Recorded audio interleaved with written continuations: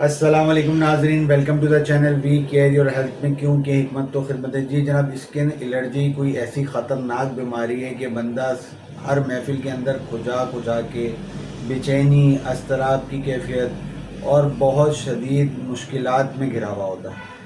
بیماری تو کوئی بھی اچھی نہیں ہوتی، لیکن بہرحال اسکن الرجی جو ہے وہ آپ کو بدنما بھی کر دیتی ہے، آپ کی جسم کو بدنما بھی کر دیتی ہے اور ساتھ ساتھ پریشانی کا سبب بھی بنتی ہے۔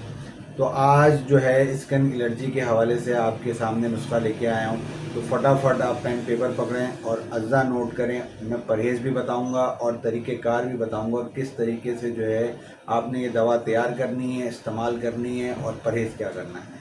تو آپ نے سب سے پہلے جناب جو لینا ہے وہ ہے کلونجی کا تیل۔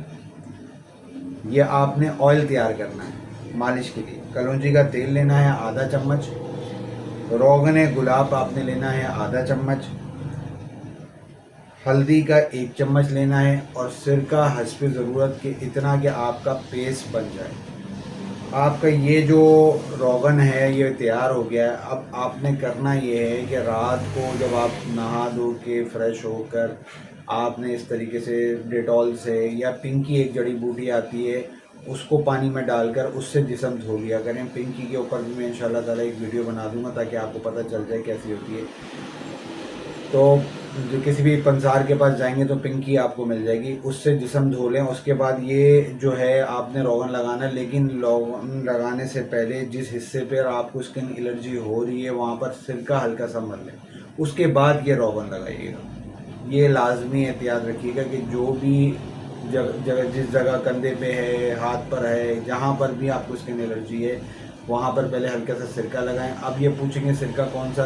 وائٹ سرکہ ہو، نارمل سرکہ اچھا ہو، کسی اچھی برانڈ کا ہو، کسی اچھی کمپنی کا ہو۔ اچھا، اس کے بعد جو ہے آپ نے کیا کرنا ہے، سرکے کی مالش کر دینی ہے اور چھوڑ دینا، رات بھر لگے رہنے دیجیے گا، صبح اس کو جو ہے آپ دوبارہ دھو لیجیے گا۔ آپ دیکھیں گے کہ انشاءاللہ تعالیٰ آپ کی اسکن الرجی جو ہے وہ ٹھیک ہو جائے گی۔ ساتھ میں آپ نے جو ہے مچھلی، انڈا اور گرم چیزیں جو ہے نا وہ نہیں استعمال کرنی، بالکل بھی قطعی طور پر۔ جتنی بھی گرم چیزیں ہیں، مسالے والی چٹپٹی چیزیں ہیں، اور خاص طور پر جتنے بھی الرجی والے پیشنٹ ہیں ان کے لیے ایک تاکید بتاتا چاہوں کہ کبھی بھی دودھ کے اوپر نمک والی چیز نہیں استعمال کریے گا، نمکین چیز کوئی نہیں کھائیے گا، اور نمکین چیز کے بعد کوئی دودھ والی چیز نہیں استعمال کریے گا۔ بس یہ چیز کا خاص طور پر الرجی والے جو ہے نا وہ خاص طور پر اس چیز کو مد نظر رکھیں۔ کوئی اور بات پوچھنی ہو تو اسکرین پر نمبر موجود ہے، میڈیسن منگوانی ہو تو بھی رابطہ کر سکتے ہیں، مجھے اجازت دیں۔ میں آپ کا ہربلسٹ حکیم مہر محمد ملک۔ السلام علیکم۔